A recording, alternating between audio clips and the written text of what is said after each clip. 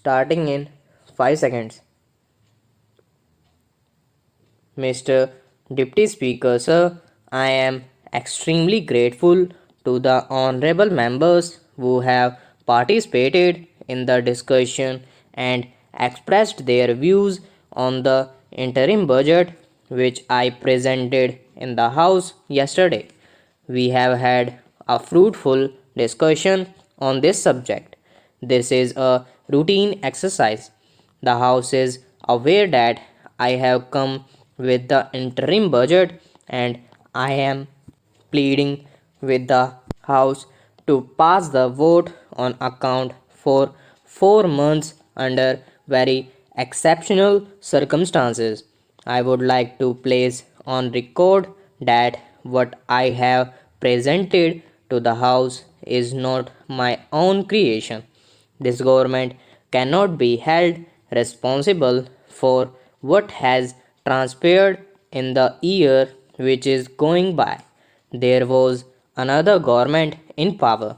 Most of us on this side of the house who are sitting on the treasury benches were in the opposition then, and most of the honorable members who are sitting on the other side of the house were either in the government or were supporting the government from outside. It is that government's work that we are discussing, and the same I placed before the House yesterday. Now, sir, I have said very clearly that the revised budget estimates and the budget estimates for the next financial year do not reflect the thinking and the priorities of my government. I have said in my budget speech that it is our firm resolve to review the 5-year plan and to revise the budget estimates so that they reflect our thinking and priorities when I come before the August House with my regular budget. That will be the time for you to judge us. That will be the time for you to judge our intentions, and that will be the time for you to judge our actions. As I said, this is my creation, but in a parliamentary system, we are often faced with a situation where the existing government has to carry on with the legacy which has been left behind by the previous government. My next point is we have talked about in our national agenda for governance that we believe in having a consensus. A point has been made in this house by one of the honorable members that we should have the same kind of consensus in regard to economic policies that we have developed over a period of time in our foreign affairs and defense policies. I see no reason why this House cannot evolve such consensus.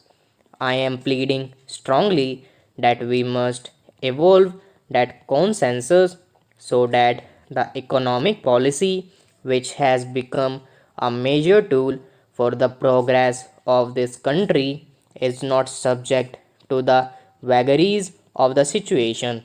We must have a consensus, and I think we are very close to it. Sir, we were criticized by many people that we did not follow the path followed by East European countries. We were criticized in this house, we were criticized in this country that we did not follow the path followed by those countries. There was a thinking at that point of time that it was the best model of development. That model of development has collapsed. Then we were told that the countries of South Asia were the best models of development and India should follow those models of development. Now they too have collapsed today. They are going round the world with the begging bowl. Therefore, I would like to emphasize before this house that the only model of economic development that India can follow is the Indian model of development. There is no model in the world which Indian can follow successfully except the model which we must devise ourselves on the basis of the concepts which have been handed down to us by the great leaders of the past. If we do that, then consensus building will not be difficult. The honorable members have talked about foreign investment. I hope the honorable members are aware that foreign investment at the best of times has played only a marginal role in our economy.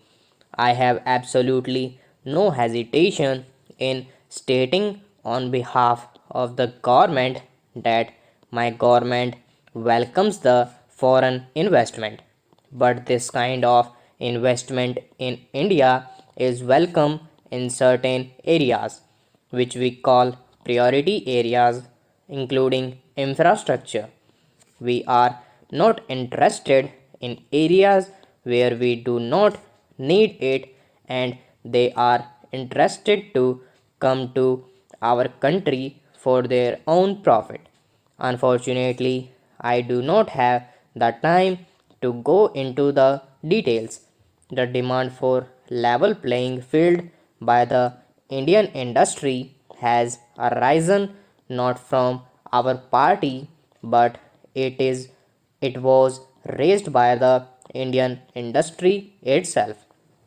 I am not saying that we believe in the level playing field also, but I have said and I would like to say on the floor of this house that this government should not accord to the foreign investors any privileges or any concession which is not available to the Indian industry.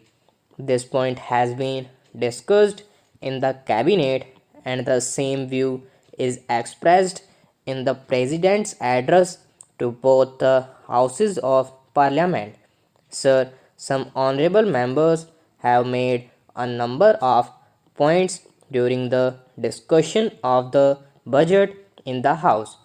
I do not have the time to go into all of them. I plead to the honorable members to bear with me. I have not taken all the points which have been made and I will be able to clear the position of my government on those points when I will present the budget of my government in the next session.